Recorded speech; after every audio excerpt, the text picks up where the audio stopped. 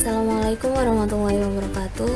Perkenalkan, nama saya Roisatul Khairaini, jurusan Perbankan Syariah, Fakultas Ekonomi, UIN Maulana Malik Ibrahim Malang. Dalam video ini, saya akan menjelaskan tentang operasionalisasi user menu laporan back office deposito. Dalam pembahasan kali ini, saya akan membahas 3 poin, yaitu yang pertama back office, yang kedua deposito, yang ketiga adalah operasionalisasi user menu laporan back office deposito. Langsung aja yang pertama, saya akan menjelaskan tentang back office. Back office adalah posisi dalam sebuah perusahaan yang memiliki tanggung jawab terhadap hal mengurus laporan penjualan atau pemasaran, laporan keuangan, ataupun masalah di bidang administrasi. Tugas back office dibagi menjadi 4, yaitu operasional pembiayaan, Sherlock, pelaporan, dan clearing. Operasional pembiayaan meliputi melaksanakan administrasi pembukuan dropping pembiayaan, melakukan pendekatan angsuran pembiayaan, membuat laporan proving pembiayaan, membuat laporan tunggakan, yaitu kewajiban bagi nasabah yang lewat waktu, lalu membuat laporan bad debt ratio, dan terakhir adalah membuat laporan pencadangan aktiva produktif. Yang selanjutnya adalah Sherlock. Sherlock di sini meliputi administrasi inventaris kantor, pembelian barang atau alat tulis kantor, mengelola kas kecil, dan melakukan pembukuan biaya-biaya, yaitu biaya dibayar di muka, uang muka biaya, pencadangan biaya, dan biaya operasional lainnya. Yang selanjutnya adalah pelaporan. Pelaporan meliputi 2 hal, yaitu membuat laporan Bank Umum ke Bank Indonesia, yang kedua adalah membuat laporan proving atau bukti. Membuat laporan proving atau bukti ini dibagi menjadi beberapa bagian, yaitu yang pertama meliputi giro, tabungan, deposito, transfer, atau clearing. Selanjutnya adalah biaya dibayar di muka, uang muka biaya, pencadangan biaya, inventaris, dan pembiayaan. Lalu clearing atau clearingman itu juga dibagi menjadi 2, yaitu melaksanakan clearing dan melaksanakan inkaso. Yang selanjutnya adalah deposito. Deposito adalah produk simpanan di bank yang penyetorannya maupun penarikannya hanya bisa dilakukan pada waktu tertentu atas perjanjian antara pihak penyimpan atau deposan dengan pihak bank. Yang selanjutnya adalah operasionalisasi user menu laporan back office deposito.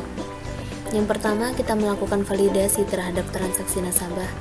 Yang selanjutnya adalah melakukan konfirmasi atas transaksi nasabah atau transaksi tertentu.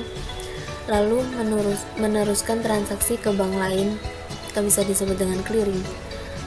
Kemudian menerbitkan kartu debit ATM, lalu melakukan proses rekonsiliasi dan settlement.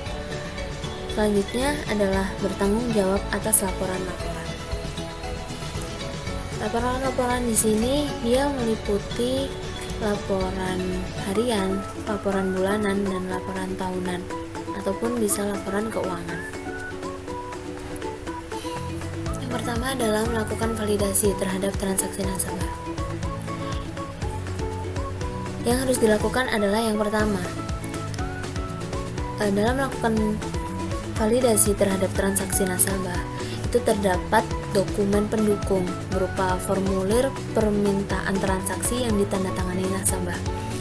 Lalu, terdapat jumlah nominal yang tertulis pada voucher transaksi atau warkat bank atau cek tunai.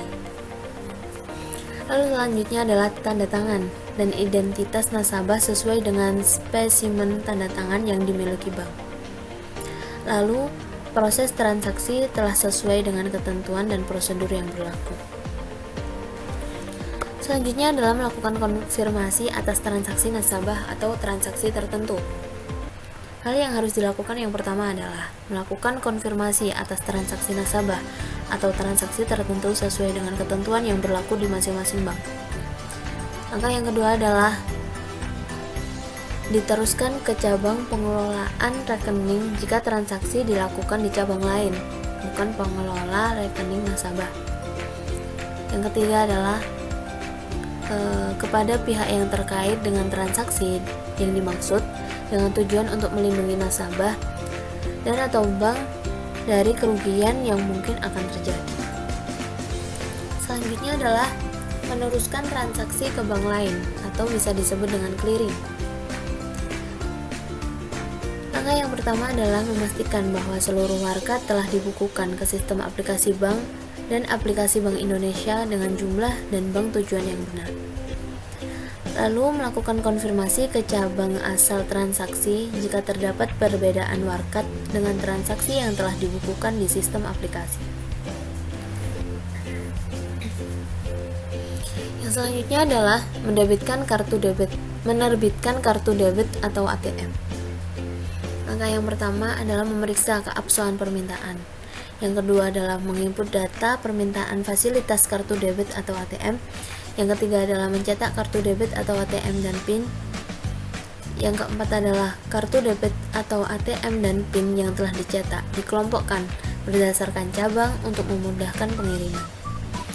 Yang kelima adalah memastikan bahwa kartu debit atau ATM dan PIN mailer yang dicetak telah sesuai dengan permintaan masing-masing cabang dalam hal jumlah dan jenis kartu, baik itu silver atau gold, platinum atau reguler atau prioritas jika ada. Yang terakhir adalah mengirimkan kartu debit atau ATM dan PIN mailer ke masing-masing cabang sesuai permintaan dan mengadministrasikan berkas serta laporan proses penerbitan atau pencetakan kartu debit atau ATM secara tertib.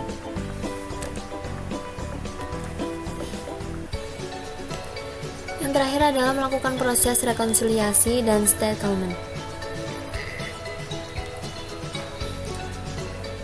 Langkah yang pertama adalah mendapat rekening nasabah.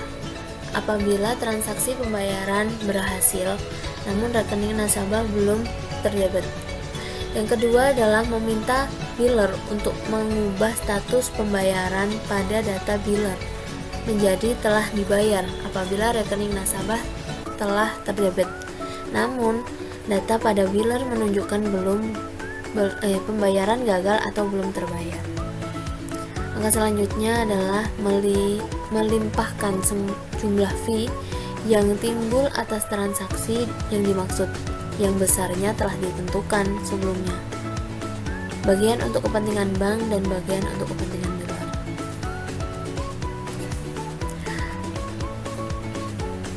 Terima kasih dan sekian penjelasan saya tentang operasionalisasi user menu laporan back office deposito. Jika ada kurang lebihnya, saya mohon maaf. Wassalamualaikum warahmatullahi wabarakatuh.